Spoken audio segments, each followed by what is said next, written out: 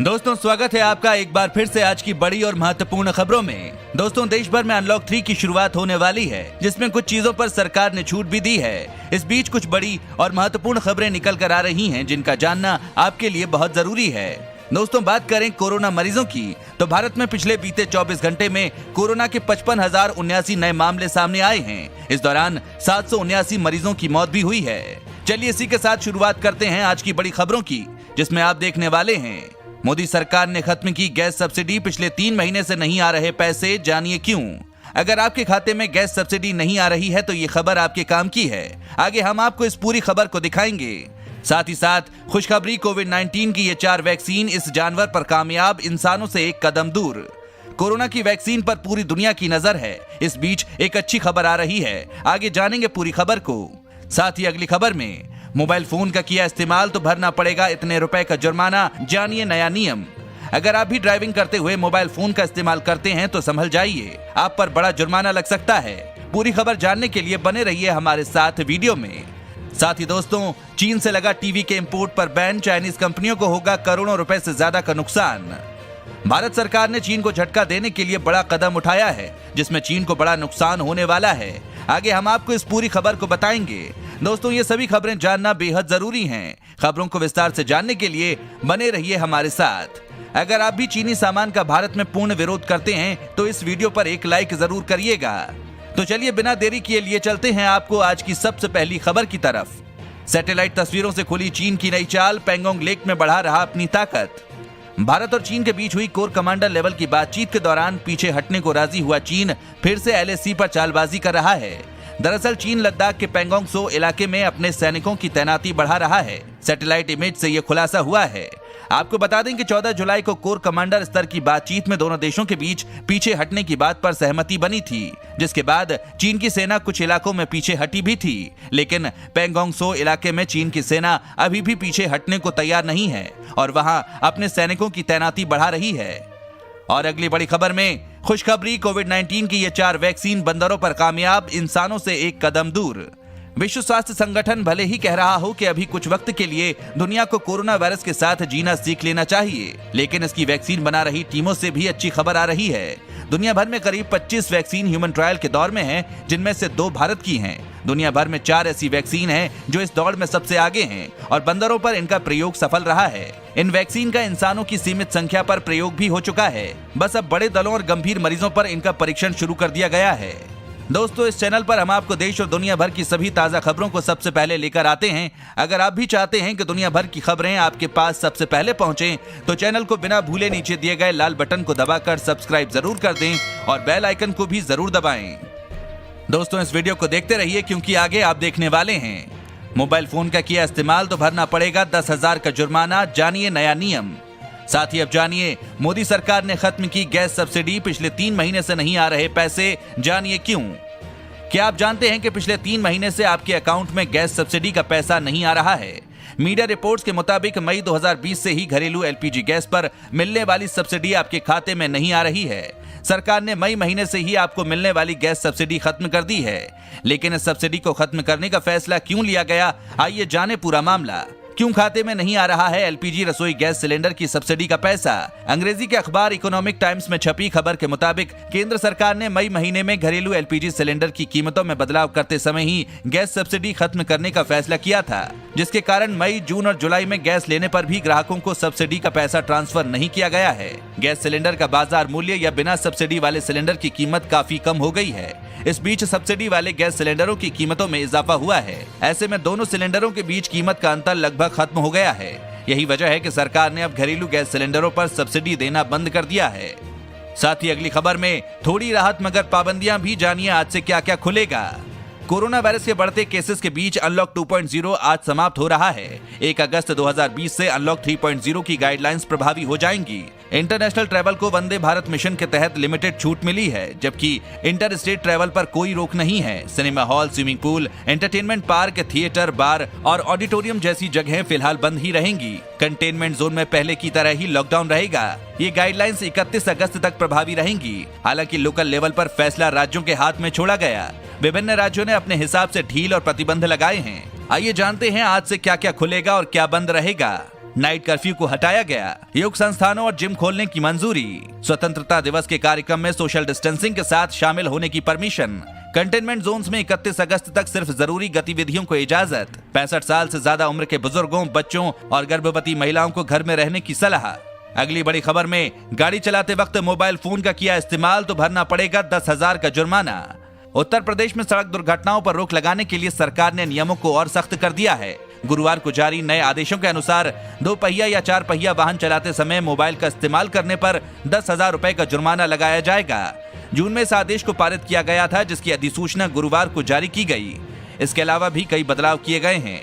पहली बार पार्किंग नियमों का उल्लंघन करने पर 500 रुपए का जुर्माना लगाया जाएगा, जबकि दूसरी बार में यह जुर्माना राशि 3 गुना बढ़कर 1500 हो जाएगी। इसी तरह 12 महीने से अधिक अवधि तक अन्य राज्यों के रजिस्ट्रीकरण चिन्ह का इस्तेमाल करने पर पहली बार में जुर्माना 500 और दूसरी बार में 1500 होगा। इसके अलावा अन्य किसी का लाइसेंस दिखाने पर भी इसी तरह की जुर्माना राशि वसूली जाएगी। साथ ही अगली खबर में घर में रखे सोने की देनी होगी जानकारी, मोदी सरकार ला रही है नई स्कीम। आपको बता दें, वित्त मंत्रालय अब भारत में गैर कानूनी रूप से घर में रखे गए सोने के लिए एमनेस्टी प्रोग्राम पर विचार कर रहा है। इस प्रोग्राम के जरिए सरकार चाहती है कि टैक्स चोरी पर लगाम लगे और आयात पर निर्भरता कम हो। एक बिजनेस न्यूज वेबसाइट ने मामले से जुड़े लोगों के हवाले से एक रिपोर्ट लिखी है। प्रधानमंत्री नरेंद्र मोदी के समक्ष पेश किए गए प्रस्ताव में कहा गया कि सरकार लोगों से अपील करेगी कि वो गैर कानूनी रूप से रखे पीले धातु के बारे में टैक्स विभाग को जानकारी दें। इसके लिए उन्हें लेवी या पेनल्टी देनी होगी। हालांकि ये प्रस्ताव अभी शुरुआती चरण में है। सरकार अभी भी संबंधित अधिकारियों के साथ विचार कर रही है। साथ ही दोस्तों, कोरोना ने किया गरीबों का बुरा हाल, कमाई नहीं होने की वजह से 2/3 बढ़ा कर्ज। सर्वे। कोरोना का कहर गरीबों को ले डूबा है। एक सर्वे में ये बात सामने आई है कि कोरोना से करीब 40% गरीब परिवार कर्जे के जाल में फंस गए हैं। आधे से ज्यादा परिवारों में कमाने वालों की नौकरी चली गई। निम्न आय वर्ग पर कोरोना और लॉकडाउन की परेशान करने वाली तस्वीर सामने आई है। हालांकि पीडीएस और कैश ट्रांसफर स्कीम से कुछ गरीब परिवारों को राहत मिली है। आपको बता दें कि डेलबर्ग कंटार की ये रिपोर्ट 5 अप्रैल से 3 जून तक के बीच में किए गए कुल 47,000 परिवारों के सर्वे पर आधारित है। सर्वे रिपोर्ट में पता चलता है कि कम आय समूह पर कोरोना का कहर सबसे ज्यादा बरपा है। इस वर्ग में हर 4 में से 3 शख्स की नौकरी गई है। हर 5 में से 2 शख्स कर्ज के बोझ में दबा है। इस सर्वे से यह भी निकल कर आया है कि कोरोना काल में कमाई से 2/3 ज्यादा कर्ज का बोझ बढ़ा है। अगली बड़ी खबर में दोस्तों, देश के आधे किसानों को खेती के लिए मिले 8-8 हजार रुपए। मोदी सरकार ने देश के करीब आधे किसान परिवारों को खेती किसानी के लिए उनके बैंक अकाउंट में अब तक 8-8 हजार रुपए की सहायता राशि भेज दी है। करीब 7.25 करोड़ ऐसे लाभार्थी हैं। ये सब प्रधानमंत्री किसान सम्मान निधि स्कीम की 4 किश्त के लाभार्थी हैं। इनका सारा रिकॉर्ड दुरुस्त है, तो फिर आप क्यों देर कर रहे हैं? 1 अगस्त से अगली किश्त भी आने वाली है, तो फिर आप भी तो अपने रिकॉर्ड को ठीक रखिए। आधार, बैंक अकाउंट और रेवेन्यू रिकॉर्ड ठीक है तो आपको भी पैसा जरूर मिलेगा। पीएम किसान स्कीम के तहत परिवार की परिभाषा पति, पत्नी और नाबालिग बच्चे हैं। इसलिए जिस भी बालिग व्यक्ति का नाम रेवेन्यू रिकॉर्ड में दर्ज है, वो इसका अलग से फायदा ले सकता है। इसका अर्थ यह है कि एक ही खेती योग्य जमीन के भूलेख पत्र में अगर 1 से ज्यादा वयस्क सदस्य के नाम दर्ज हैं, तो योजना के तहत हर वयस्क सदस्य अलग से लाभ के लिए पात्र हो सकता है। इसके लिए रेवेन्यू रिकॉर्ड के अलावा आधार कार्ड और बैंक अकाउंट नंबर की जरूरत पड़ेगी।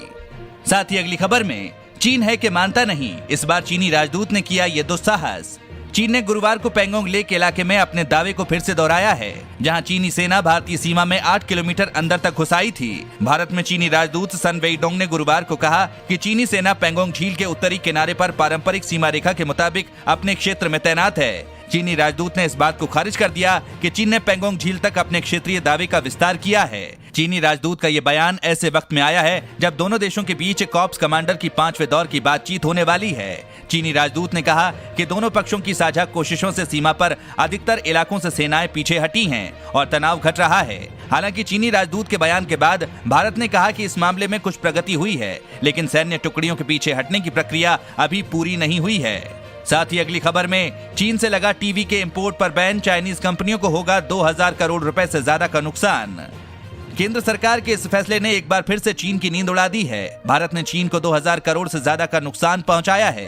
सरकार ने चीन से आने वाले सैकड़ों करोड़ के कलर टीवी के निर्यात पर रोक लगा दी है। सरकार के इस फैसले से चीन जैसे देशों को बहुत बड़ा नुकसान होने वाला है। इंडियन टेलीविजन मार्केट में चाइनीज ब्रांड का शेयर बहुत बड़ा था, लेकिन अब सरकार के इस फैसले से लोकल मैन्युफैक्चरर्स को फायदा मिलेगा।